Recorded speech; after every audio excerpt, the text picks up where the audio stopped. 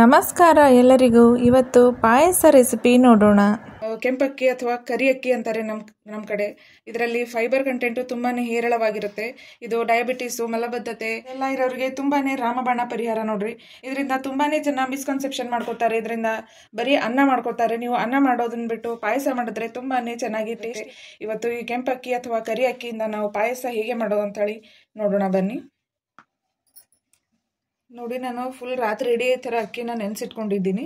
ಈ ಥರ ಇದು ಈ ಅಕ್ಕಿ ಎಷ್ಟು ನೆನೀತೋ ಅಷ್ಟು ಚೆನ್ನಾಗಾಗುತ್ತೆ ನೋಡಿ ಪಾಯಸ. ತುಂಬ ಮೆತ್ತಗೆ ಚೆನ್ನಾಗಿ ಸ್ಮೂತಾಗಿ ಪಾಯಸ ಬರುತ್ತೆ. ಫುಲ್ ಓವರ್ನೈಟ್ ನಾನು ನೆನೆಸಿಟ್ಕೊಂಡಿದ್ದೀನಿ. ಇವಾಗ ಇದರಲ್ಲಿ ಕುಕ್ಕರಲ್ಲಿ ಹಾಕ್ಕೊಂಡು ಇದನ್ನು ಬೇಯಿಸ್ಕೊಳ್ಬೇಕು. ಇದನ್ನು ನಾವು 5ರಿಂದ 6 ಸಲ ನಾವು ತೊಳ್ಕೊಬೇಕಾಗುತ್ತೆ. ನಾವು ಎಷ್ಟೇ ಸಲ ತೊಳೆದ್ರೂ ಈ ಥರ ಅಕ್ಕಿ ನೀರು ಕೆಂಪಿಗೆ ಬರುತ್ತೆ ನೋಡ್ರಿ. ಇಲ್ಲಿ ನಿಮಗೆ ಕಾಣಿಸ್ತಿರ್ಬೋದು. ಈ ಥರ ಕರಿ ಅಕ್ಕಿಯಿಂದ ಕಲರ್ ಹೋಗಿ ಈ ಥರ ಆಗುತ್ತೆ. ನೀವು ನೋಡ್ಬೋದು, ಈ ಥರ ಕಲರ್ ಚೇಂಜ್ ಆಗುತ್ತೆ. ನಾನಿಲ್ಲಿ 1 ಕಪ್ಪಷ್ಟು ಅಕ್ಕಿನ ತೊಗೊಂಡು ರಾತ್ರಿ ಇಡೀ ನೆನೆಸಿಟ್ಕೊಂಡಿದ್ದೀನಿ. ಇದನ್ನು 5-6 ಸಲ ನೀರು ಚೇಂಜ್ ಮಾಡಿ ಚೆನ್ನಾಗಿ ತೊಳ್ಕೊಂಡು ನಾನು ಕುಕ್ಕರಲ್ಲಿ ಬೇಯಿಸ್ಕೊತೀನಿ. 1 ಕಪ್ ಅಕ್ಕಿಗೆ ಫ್ರೆಂಡ್ಸ್ ನಾನು 1 ಲೀಟ್ರಷ್ಟು ನೀರು ಹಾಕ್ಕೊತಾ ಇದ್ದೀನಿ. ಇಲ್ಲಿ ನೋಡಿ ಫ್ರೆಂಡ್ಸ್, ನಾನು 1 ಲೀಟ್ರ್ವರೆಗೂ ನೀರು ಇಟ್ಕೊಂಡಿದ್ದೀನಿ. ಇದನ್ನು ಚೆನ್ನಾಗಿ ಬಿಸಿ ಆಗಬೇಕು. ಹೆಸರು ಬರೋವರೆಗೂ ಚೆನ್ನಾಗಿ ಕುದಿ ಬರೋವರೆಗೂ ನೀರು ಬಿಸಿ ಆದಮೇಲೆ ನಾನು ಚೆನ್ನಾಗಿ ತೊಳೆದಿಟ್ಕೊಂಡಿರ್ತಕ್ಕಂಥ ನಮ್ಮದು ಏನು ಕೆಂಪಕ್ಕಿ ಇದೆ ಇಲ್ಲ, ಇದನ್ನು ನಾನು ಇದರಲ್ಲಿ ಹಾಕ್ಕೊಳ್ತೀನಿ. ಚೆನ್ನಾಗಿ ಇದು ಫಸ್ಟ್ ಕುದಿ ಬರೋವರೆಗೂ ನಾನು ಇದನ್ನು ಕಾಯಿಸ್ಕೊತೀನಿ. ಈ ಥರ ಚೆನ್ನಾಗಿ ಕುದಿ ಬಂತು ನೋಡ್ರಿ. ನಾನಿವಾಗ ಈ ಅಕ್ಕಿನ ಇದರಲ್ಲಿ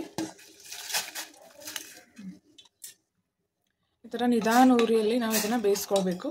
ಅಕ್ಕಿ ಹಾಕಿದ ನಂತರ ನೋಡಿ, ನಾನು ಒಂದು ಸ್ವಲ್ಪ ಉಪ್ಪು ಹಾಕ್ಕೊಳ್ತಾ ಇದ್ದೀನಿ. ಎಲ್ಲ ಹಾಕಿಬಿಟ್ಟು ಸ್ವಲ್ಪ ಚೆನ್ನಾಗಿ ಎಲ್ಲ ಮಿಕ್ಸ್ ಮಾಡಿ ನಾನು ಇದ್ರ ಮುಚ್ಚಳ ಮುಚ್ಚಿಬಿಟ್ಟು ಒಂದು 5ರಿಂದ 6ವರೆಗೂ ಮೀಡಿಯಮ್ ಫ್ಲೇಮಲ್ಲಿ ಕುದಿಸ್ಕೊಳ್ತೀನಿ ನೋಡಿ.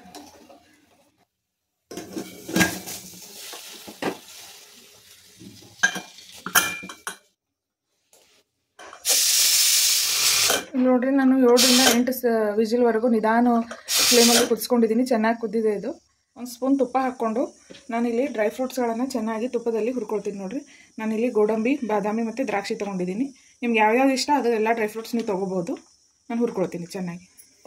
ಗೋಡಂಬಿ ಮತ್ತು ದ್ರಾಕ್ಷಿ ಸ್ವಲ್ಪ ಕೆಂಪು ಬಣ್ಣ ಬಂದಮೇಲೆ ನಾನು ದ್ರಾಕ್ಷಿ ಹಾಕ್ಕೊಳ್ತೀನಿ.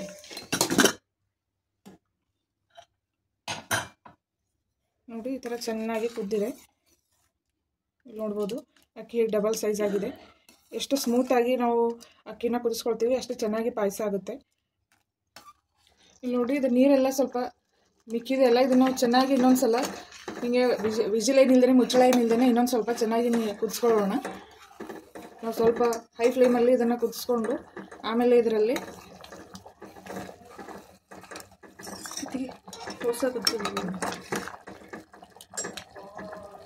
ನೀವು ನೋಡ್ಬೋದು, ಈ ಥರ ಚೆನ್ನಾಗಿ ನೀರಲ್ಲಿ ಕುದಿಬೇಕಿದು. ಇಲ್ಲಿ ನೋಡಿ, ನಾವು ಈ ಹದಕ್ಕೆ ಬರೋವರೆಗೂ ಇನ್ನೊಂದು ಸ್ವಲ್ಪ ಕುದಿಸ್ಕೊಳ್ಬೇಕು.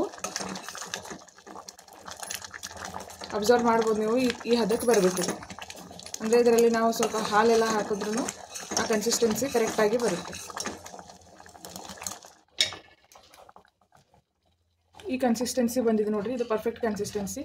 ಇದಕ್ಕೆ ನಾನು ಹುರಿದಿಟ್ಕೊಂಡಿರೋಂಥ ಎಲ್ಲ ಡ್ರೈ ಫ್ರೂಟ್ಸ್ನ ಹಾಕ್ಕೊಳ್ತೀನಿ. ಆಮೇಲೆ ಇದು ತೆಂಗಿನ ತುರಿ ಇದೆ ನೋಡಿರಿ, ಕಾಯಿ ತುರಿ, ಇದನ್ನು ಹಾಕ್ಕೊಳ್ತೀನಿ. ಚೆನ್ನಾಗಿ ಎಲ್ಲ ಮಿಕ್ಸ್ ಮಾಡಿಕೊಂಡು ನಾನಿವಾಗ 1 ಕಪ್ಪಷ್ಟು ಆರ್ಗ್ಯಾನಿಕ್ ಬೆಲ್ಲನ ಹಾಕ್ಕೊಳ್ತಿದ್ದೀನಿ ನೋಡಿರಿ. ನೀವು ಸಕ್ಕರೆನೂ ಬಳಸ್ಬೋದು, ಬಟ್ ಹೆಲ್ದಿಯಾಗಿ ಮಾಡೋದಕ್ಕೋಸ್ಕರ ನಾನು ಆರ್ಗ್ಯಾನಿಕ್ ಬೆಲ್ಲನ ಬಳಸ್ತಾ ಇದ್ದೀನಿ. ಸ್ವಲ್ಪ ಇನ್ನೂ ಒಂದು 2 ನಿಮಿಷ ಎಲ್ಲ ಚೆನ್ನಾಗಿ ಮಿಕ್ಸ್ ಆಗಲಿ. ಒಂದು 2 ನಿಮಿಷ ಇದನ್ನು ಬೇಯಕ್ಕೆ ಬಿಡ್ರಿ. ಬೆಲ್ಲ ಎಲ್ಲ ಚೆನ್ನಾಗಿ ಮಿಕ್ಸ್ ಆಯ್ತು ನೋಡಿ. ಇವಾಗ ಕೊನೆಯದಾಗಿ ನಾನು ಹಾಲನ್ನು ಹಾಕ್ಕೊಳ್ತಾ ಇದ್ದೀನಿ. ಹಾಲನ್ನು ನೀವು ಕೊನೆಯದಾಗಿ ಹಾಕ್ಕೊಳ್ಬೇಕು. 1 ಕಪ್ಪಷ್ಟು ಹಾಲು ಹಾಕ್ಕೊಳ್ತಾ ಇದ್ದೀನಿ. ಎಲ್ಲ ಮುಗಿದ ಮೇಲೆ ಕೊನೆಗೆ ಏಲಕ್ಕಿ ಪುಡಿನ ಸೇರಿಸ್ತಾ ಇದ್ದೀನಿ. ಆಯ್ತು ನೋಡಿರಿ, ಪಾಯಸ ಕಂಪ್ಲೀಟ್ ಆಯಿತು.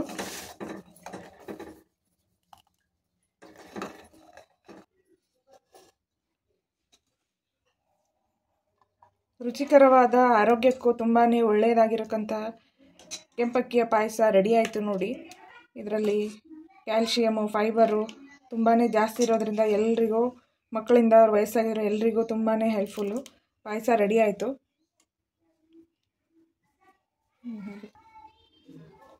ನೀವು ಒಂದ್ಸಲ ಈ ಪಾಯಸನ ಟ್ರೈ ಮಾಡಿಬಿಟ್ಟು ಹೇಗಿದೆ ಅಂತ ಕಮೆಂಟ್ ಬಾಕ್ಸಲ್ಲಿ ತಿಳಿಸಿ ಫ್ರೆಂಡ್ಸ್. ಆರೋಗ್ಯಕ್ಕೆ ತುಂಬಾ ಒಳ್ಳೆಯದಾಗಿರುತ್ತೆ.